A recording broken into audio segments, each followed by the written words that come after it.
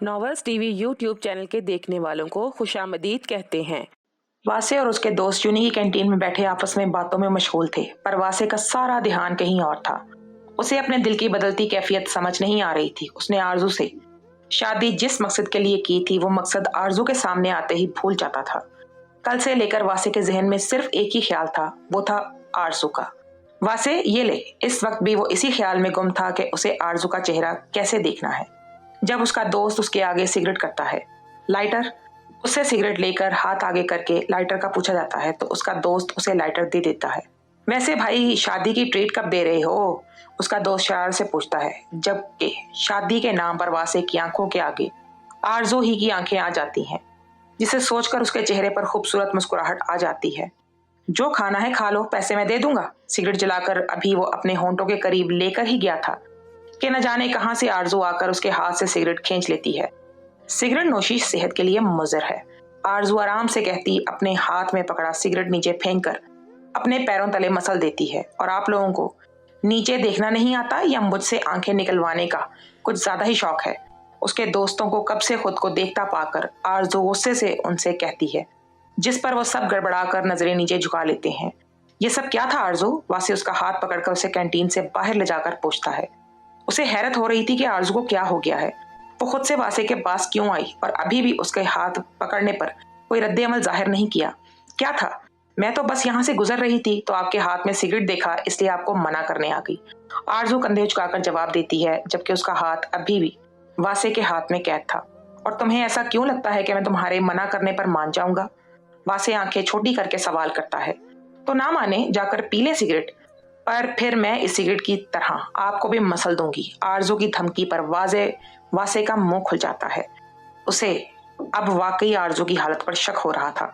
तुम्हारी तबीयत तो ठीक है ना? परेशानी से सवाल पूछा जाता है। वासे भाई आ गए हैं, मैं जा रही हूँ, आप प्लीज सिगरेट मत पीजिएगा, ये सेहत के लिए बिल्कुल अच्छा नहीं होता। आरजू मोबाइल पर आती अब्बास की कॉल देखकर बहुत मान से उसे मना करती है। तुम्हें मेरी सेहत की कब से फिक्र होने लगी? उसकी फिक्र वासे को न जाने क्यों बहुत अच्छी लगती है। आखिरी बार किसी ने उसकी सेहत की फिक्र की थी। मेरा हाथ छोड़े, मुझे जाना है। उसके सवाल को इग्नोर करके आरजू अपने हाथ की जानिब इशारा करती है। मत जाओ, अभी मैं छोड़ आऊंगा बाद में। वासे और मजबूती से उसका हाथ पकड़कर रोकता है। आरजू चलें? इससे पहले आरजू से कोई जवाब देती, कोमल उनके पास आकर कहती है, हाँ चलते हैं। अपना हाथ छुड़ाने की कोशिश करने के साथ जवाब दिया जाता है, चलो जाओ, पर सुबह वाला चैलेंज याद रखना, मैं आज ही इसे पूरा करके रहूंगा। उसकी मजाहमत देखकर वासे उसका हाथ छोड़कर चैलेंज याद दिलाता है।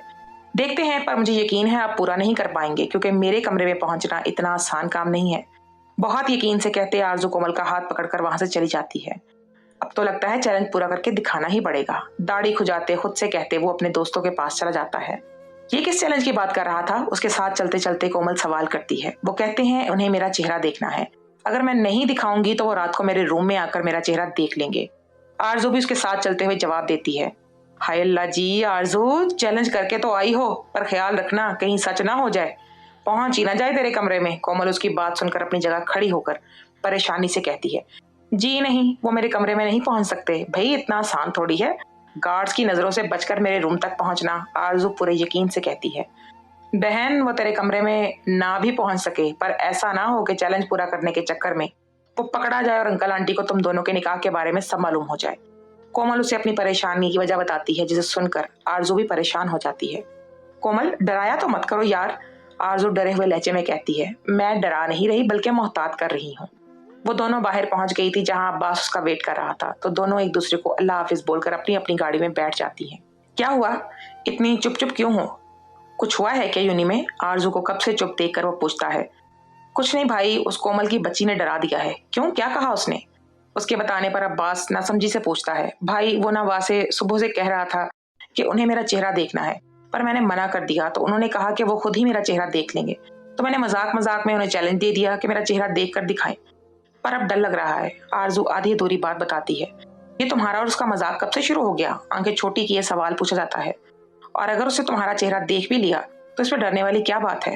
वो शौहर है तुम्हारा, इतना तो हक बनता ही है उस बेचारे का, तुम्हारा डरावना चेहरा देख ले। पहले संजीदगी से, आखिर में शरारत से कहता है।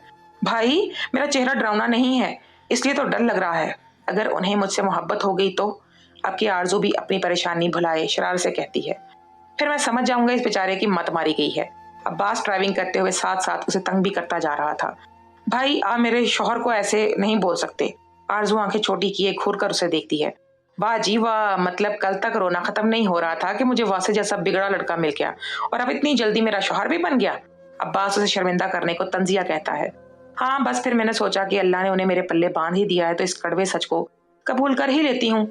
आरजू भी कहाँ शर्मिंदा होने वाली थी, उसके तंज को इग्नोर करके जवाब देती है। चलो अब अगर कबूल कर ही लिया है तो उसे सीधी राह पर भी ले आना, अब्बास संजीदगी से कहता है।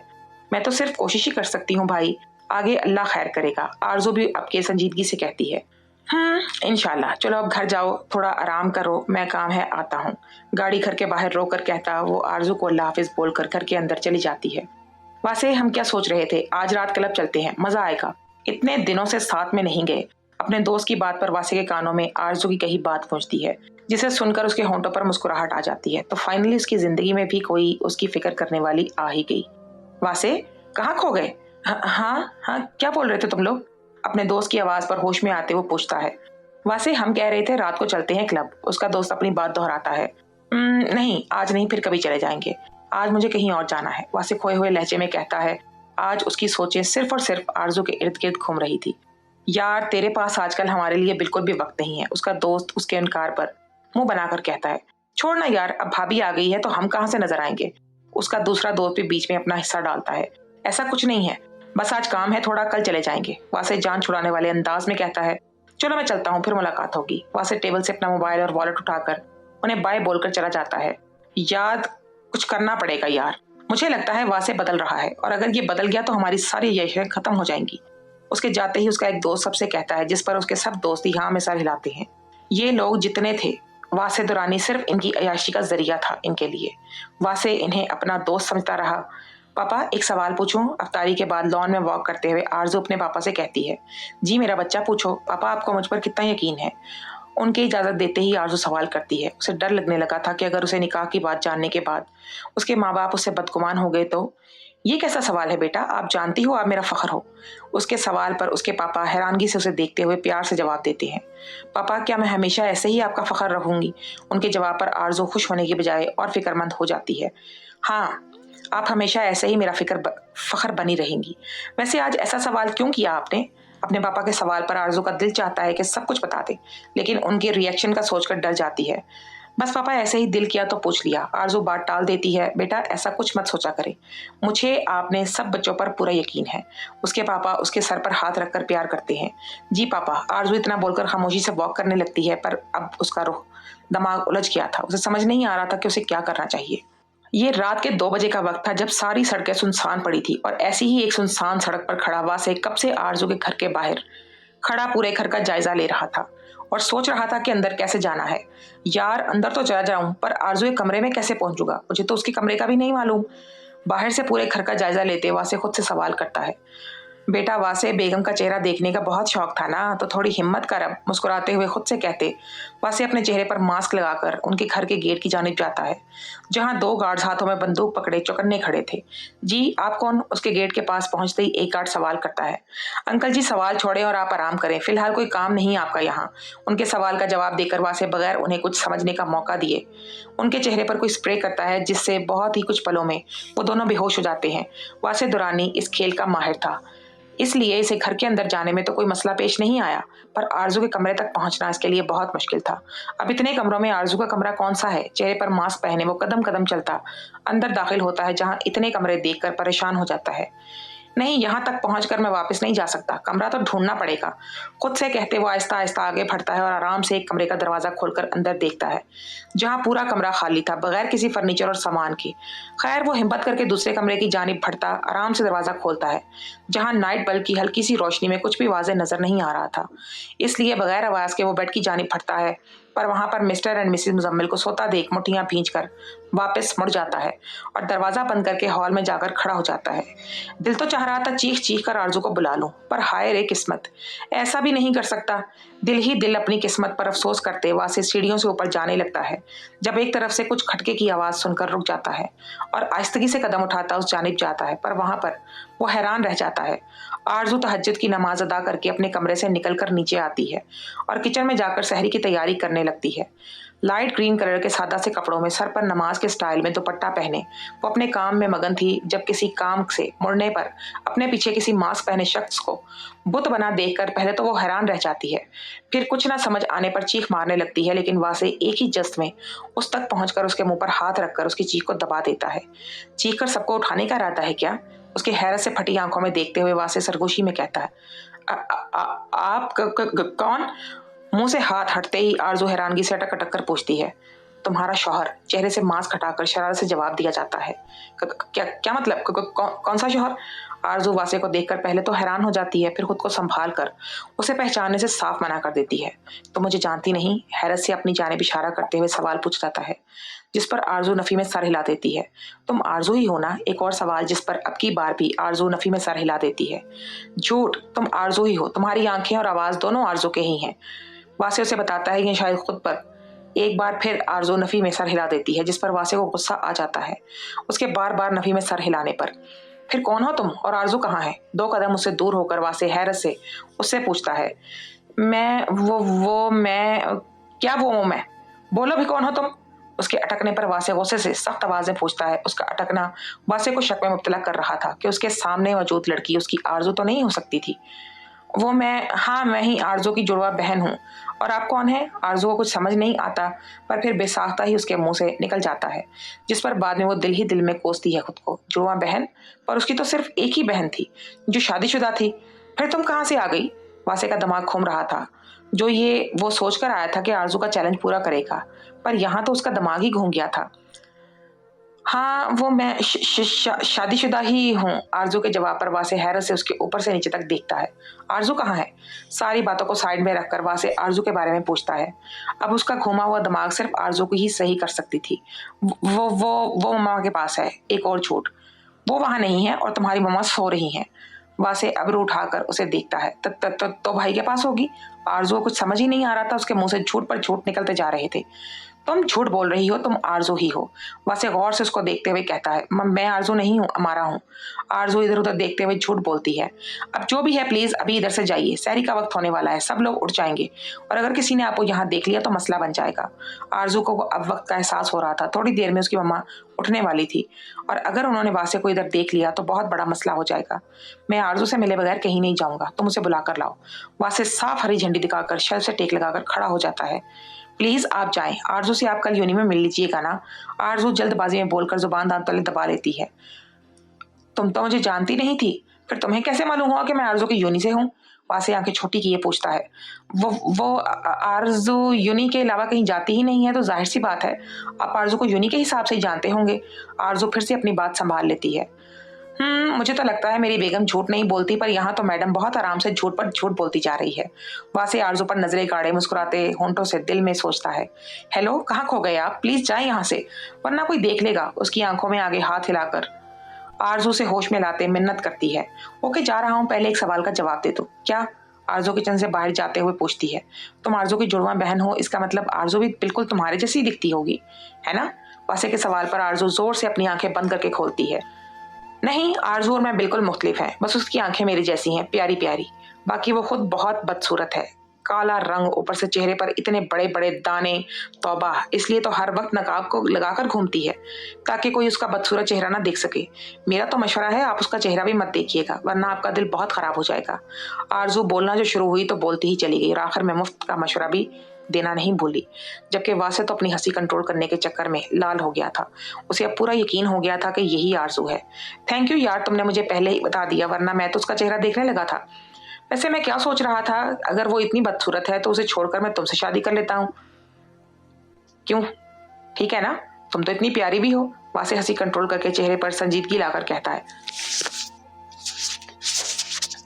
अस्तगफिरुल्लाह, आपको शर्म नहीं आती? मैं शादीशुदा हूँ, बल्कि मेरे तो बच्चे भी हैं, और अगर मैंने अपने शौहर को बता दिया ना आपके बारे में तो आपकी हड्डियां तोड़कर रख देंगे। उसकी बात सुनकर आरजू को तो तप ही लग गई थी। मतलब कोई इतना बेशर्म कैसे हो सकता है? तो छोड़ देना उसे, मैं तुम्हें इससे भी ज्यादा प्यार दूंगा। और जहां तक रही बच्चों की बात, तो बच्चे तो हमारे 2 के बजाय 4 हो जाएंगे। तुम बस हाँ तो कर दो। वासे बेशर्मी से सारी हदें पार करके कहता उसे आंख मारता है और आरजू बेचारी तो खफत के मारे उसकी ओर देख भी नहीं पा रही थी। वो नहीं जानती थी वासे दुरानी इतना बेशरम है। देखिए आप जाइए इधर से, वरना मैं उंगली उठाकर बॉन करती। आरजू इधर उधर देखती है, जब अपनी मतलूबा चीज पर नजर पड़ते ही जल्दी से उसे उठा लेती है। अब जाए इधर से, वरना मैं इससे बहुत मारूंगी आपको। बेलन हाथ में पकड़कर उसे धमकी देती वो वासे को हंसने पर मजबूर कर गई थी। सीरियसली इससे मारोगी मुझे, इस बेलन से? हंसने की वजह से वो अपनी बात तक पूरी नहीं कर पाता और आरजू को तो गुस्सा ही आ गया था। मतलब वो कब से उसे जाने का कह रही थी और उसके दिमाग में कोई बात घुस ही नहीं रही। गुस्से से उसको हंसते देख आरजू जोर से उसके पास बेलन बाजू पर मारती है, जिस पर वासे की चीख निकल जाती है और आरजू की सांस सीने में अटक जाती है कि कहीं उसकी चीख सुनकर कोई बाहर ना आ जाए। आप निकले यहाँ से, वरना सच में मैं आपको बहुत मारूंगी। आरजू अब के बिल्कुल रोने वाली हो गई थी, पर फिर भी धमकी देने से बाज नहीं आई। मैं नहीं जाऊंगा, पहले बताओ अपने हस्बैंड को छोड़कर मुझसे शादी करोगी कि नहीं? वासे भी ढीठों का सरदार था, उसकी हालत से लुत्फानंदोज होते हुए वही आराम से खड़ा हो जाता है। वासे, आपको अगर इस दुनिया में कोई भी चीज अजीज है ना, तो उसकी आपको कसम, चले जाए इधर से।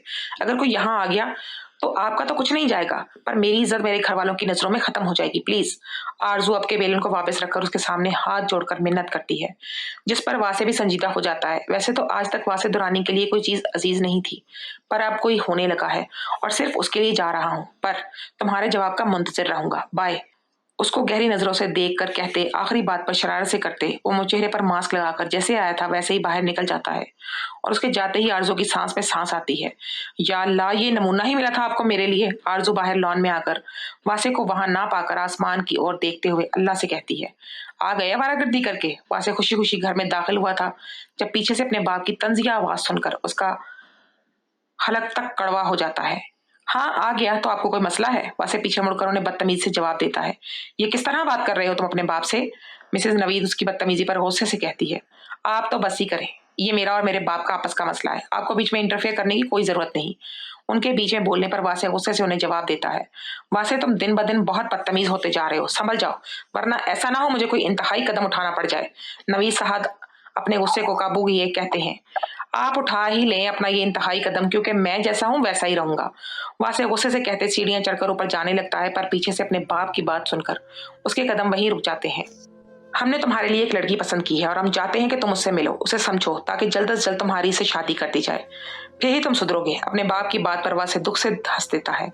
काश शादी को हल बनाने से बेहतर आप एक बार मेरे पास मेरे बाप बनकर आते और मुझसे पूछते कि मैं क्या चाहता हूँ। वासे की आवाज में दुख ही दुख मौजूद था। कल नौशीन तुम्हारी यूनिवर्सिटी आएगी तुमसे मिलने, और खबरदार जो तुमने उसके साथ कोई भी बदतमीजी की, वरना हमसे बुरा कोई नहीं होगा। मिसेज नवीद उसे गुस्से से वार्न करती अपने कमरे की जानिब फट जाती है और वासे आंखों में दुख लिए अपने बाप को देखता है। वासे बेटा, समझने की कोशिश करो, ये सब तुम्हारी भलाई के लिए ही है। नवीद साहब अब प्यार से उसे कहते हैं। आखिर को वो उनका इकलौता बेटा था और लाड भी। फिर पहली बीवी की वफात के बाद वो अपने काम में वासे को फरामोश कर गए थे। अब जबकि वो बिगड़ चुका था तो उस पर गुस्सा करके उसे मजीद दूर कर रहे थे। हाँ भलाई, माई फुट। नफरत से कहते वासे सीढ़ियां चढ़कर अपने कमरे में चला जाता है और पीछे नवीद दुरानी दुख से सुजाता हुआ देखते हैं। वासे की पैदाइश पर क्या क्या सोचा था उन्होंने अपने बेटे के लिए, पर यहाँ तो सभी उल्टा हो रहा था। अब्बास, थोड़ी देर पहले तुमने चीख क्यों मारी थी? कुछ हुआ था क्या? सहरी करते हुए खदीजा फारूकी अब्बास से पूछती है, जिस पर आरजू का नवाला हलक में अटक जाता है। वो जोर जोर से खांसने लगती है। आराम से खाओ बच्चे, क्या हो गया? उसको पानी देते मुजम्मल दुरानी कहते हैं, जिस पर आरजू का सर हिलाकर आराम से खाना खाती है, पर अब तो खाना हलक से नीचे ही नहीं जा रहा था। हाँ मम्मा, क्या बोल रही थी आप? मैंने कब चीख मारी थी? अब्बास अपनी माँ की ओर मुतवज्जो होता है। मैंने सुनी थी किसी की चीख की आवाज। अब इस घर में तुम्हारे अलावा तो कोई और लड़का है नहीं, तो मुझे लगा तुम होगे। खदीजा फारूकी की बात पर आरजू की दिल ही दिल में वासे को कोसती है। मामा, आपको नींद में कोई वहम हुआ होगा। अब्बास की बात पर वो भी हाँ शायद सहरी बोलकर करने लगी थी, तो आरजू भी शुक्र का सांस लेकर खामोशी से सहरी करती है। पर उसने सुबह वासे दुरानी का बैंड बजाने की ठान ली थी, जो हमेशा उसे मुसीबत में फंसा देता था। क्या जुड़वा बहन? सुबह यूनी में आरजू ने कोमल को रात वाला वाक्य बताया तो उसका हंस हंस के बुरा हाल हो गया था। कोमल, अब अगर तुम हंसी ना तो मैंने तुम्हारा कीमा बना देना है। उसके मुसलसल हंसने पर तब कर कहा जाता है। यार क्या करूं, हंसी खुद ब खुद ही आ रही है। कोमल बमुश्किल अपनी हंसी रोकते हुए मासूमियत से कहती है। मुझे तो रात से इतना गुस्सा आ रहा है ना कि मैं बता भी नहीं सकती। आज तो मैंने अपने इस नए नवेले शोहर को छोड़ना नहीं है। आरजू का गुस्सा किसी तौर कम नहीं हो रहा था। रिलैक्स यार, गुस्सा तो ना करो। कोमल उसका गुस्सा देखकर उसे शांत करती है। कैसे गुस्सा ना करूं यार, एक तो वो आधी रात को घर आ गए, दूसरा उन्होंने हमारे गार्ड्स को भी न जाने कैसे बेहोश कर दिया और तीसरा मेरी भी बहन के साथ ऐसी वाहियात बातें कर रहे थे। आरज़ू गुस्से से उसे वासे की बातें गिनवाती है। पर उसने तो ये सारी बातें तुम्हारे साथ की थी ना? कोमल नासमझी से पूछती है। हाँ, पर उन्हें मालूम तो नहीं था ना कि वो मैं ही हूँ। आरज़ू की बात समझते वो सर हिला देती है। वैसे तुम उसका बैंड कैसे बजाओगी? बेलन से? कोमल संजीदगी से पूछते आखिर में होंठ दांत तले दबाकर शरारत से पूछती है। नहीं यार, बेलन से बहुत दर्द होता है, कोई और आइडिया निकालते हैं। एक काम करो, तुम ऑप्शन देती जाओ मुझे, फिर मैं सोचूंगी। उसकी शरारत को समझे बगैर आरज़ू संजीदगी से कहती है। एक काम करते हैं, उसके पीछे पागल कुत्ते छोड़ देते हैं। नहीं यार, कुत्तों बेचारों की तबीयत खराब हो जाएगी वासे दुरानी का गंदा गोश्त खाकर। कुछ और बताओ। कोमल के पहले ऑप्शन को रिजेक्ट करके दूसरा ऑप्शन वो मांगती है। तौबा है आरज़ू, मतलब तुम्हें इन कुत्तों का ख्याल है पर अपने शौहर का ख्याल नहीं है? कोमल का उसकी बात पर मुंह खुल जाता है, पर फिर अफसोस से सर हिलाकर उसे शर्मिंदा करने की कोशिश करती है। नहीं यार, वो क्या है ना, मेरा शौहर शेर है जिसे कुत्तों के काटने से फर्क नहीं पड़ता। आरज़ू शरारत से कहती है, जिस पर कोमल भी हंस देती है। दोस्तों, आज की इस एपिसोड के बारे में हमें अपनी कीमती राय से ज़रूर आगाह कीजिएगा और नेक्स्ट एपिसोड को देखने के लिए चैनल को सब्सक्राइब कर लीजिएगा। आपका बहुत शुक्रिया।